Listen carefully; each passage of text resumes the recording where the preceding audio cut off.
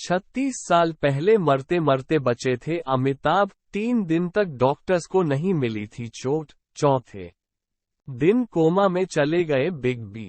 Bollywood desk. 36 साल पहले की एक दर्दनाक घटना।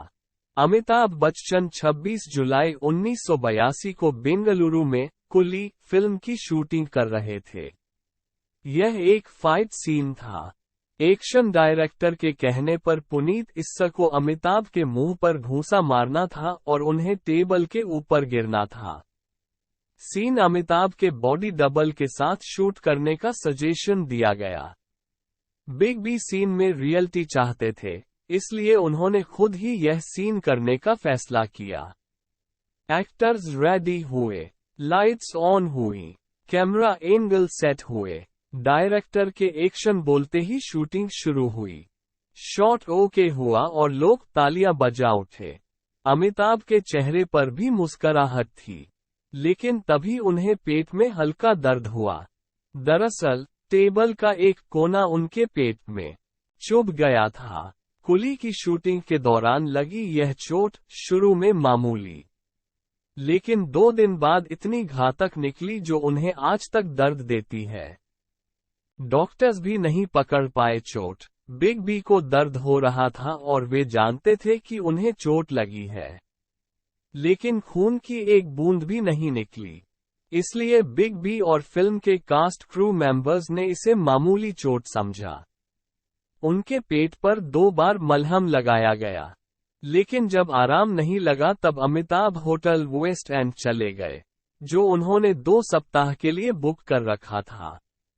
दर्द कम नहीं हुआ तो डॉक्टर को बुलाया गया, लेकिन उन्होंने भी यही कहा कि कोई गहरी चोट नहीं है। डॉक्टर्स पेन किलर दवाएं देकर चले गए ताकि वे आराम से सो सकें। एक्सरे में भी नहीं चला चोट का पता। हादसे के अगले दिन जब दर्द में कोई कमी नहीं हुई, बच्चन साहब के personal physician doctor KM. Shah को बुलाया गया। डॉक्टर शाह उनकी हालत देख बेहद नाराज हुए।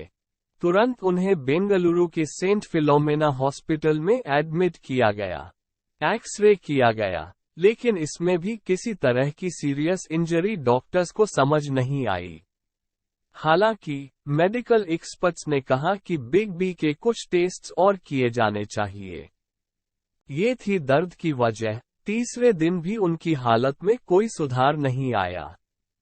एक बार फिर से एक्सरे हुआ, नतीजा वही, कोई सीरियस इंजरी नहीं मिली।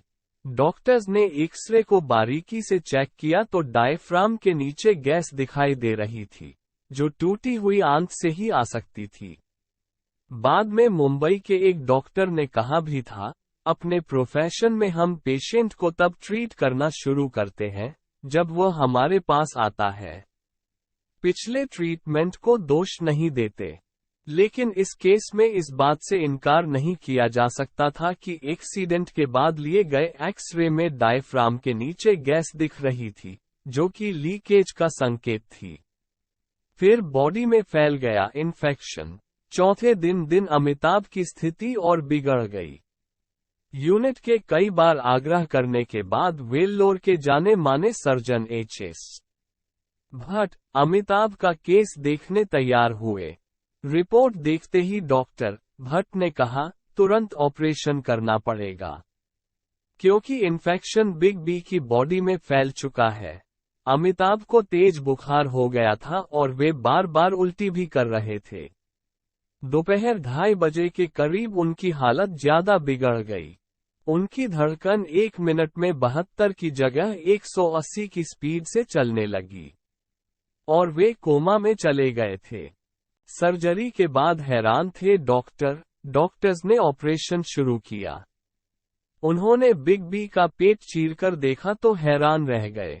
अमिताभ के पेट की झिल्ली, जो पेट के अंगों को जोड़े रखती है और केमिकल से उन्हें बचाती है, फट चुकी थी। छोटी आंत भी फट गई थी। इस स्थिति में किसी का भी 3 से 4 घंटे जिंदा रहना भी मुश्किल होता है, लेकिन अमिताभ 3 दिन तक इस कंडीशन से गुजरे। डॉक्टर्स ने पेट की सफाई की, आंत सिली। उस वक्त अमिताभ को पहले से ही कई बीमारियां अस्थमा, पीलिया के कारण एक किडनी भी खराब हो चुकी थी, डायबिटीज थी। ऐसे में वे इतने दिन इस प्रॉब्लम से कैसे लड़े, ये किसी आश्चर्य से कम नहीं था। ऑपरेशन के बाद निमोनिया ने जकड़ा। ऑपरेशन के अगले दिन बिग बी को निमोनिया भी हो गया। उनके शरीर में जहर फैलता जा रहा था, खून पतला हो रहा था। ब्लड डेंसिटी को सुधारने के लिए बेंगलोर में सेल्स मौजूद नहीं थे, जिन्हें मुंबई से मंगवाया गया।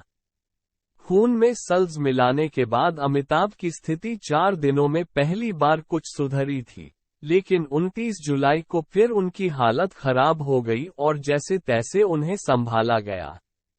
मीटिंग कर डॉक्टर्स ने तय किया कि अमिताभ को मुंबई ले जाना ही सही होगा, वहां बेहतर इलाज की सुविधा थी। आखिर में एयरबस के जरिए अमिताभ को मुंबई ले जाना तय हुआ।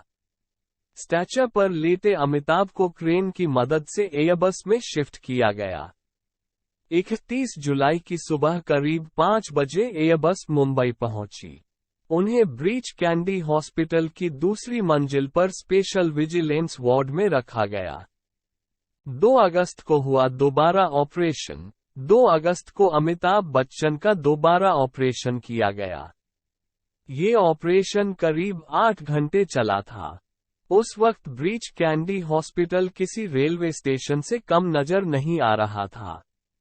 लेकिन बिग बी हालत अभी भी नाजुक बनी हुई थी। 24 घंटे ब्रीच कैंडी अस्पताल के बाहर हजारों प्रशंसकों की भीड़ लगी रहती थी। देश भर में उनके लिए प्रार्थनाओं का दौर जारी था।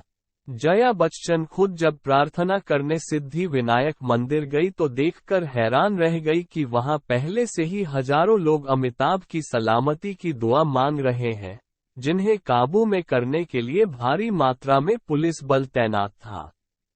24 सितंबर को हुए डिस्चार्ज। 16 अगस्त तक अमिताभ खाने पीने लगे और कुछ कदम चले भी। लोगों की दुआएं असर दिखा रही थीं, लेकिन अभी भी उन्हें लंबे समय तक अस्पताल में रहना था। लगातार उनकी सेहत में सुधार होता रहा। 24 सितंबर को आखिरकार अमिताभ को ब्रीच कैंडी अस्पताल से छुट्टी मिल गई। लोगों की बेकाबू भीड़ उनका इंतजार कर रही थी। ठीक होने पर अपने प्रशंसकों का धन्यवाद देते हुए अमिताभ ने कहा था, जिंदगी और मौत के बीच यह एक भयावह अग्नि परीक्षा थी। 2 महीने का अस्पताल प्रवास और मौत से लड़ाई खत्म हो गई। अब मैं मौत पर विजय पाकर अपने घर प्रतीक्षा लौट रहा हूँ। घर पहुंचकर उन्होंने हाथ हिलाकर अपने शुभचिंतकों का शुक्रिया अदा किया।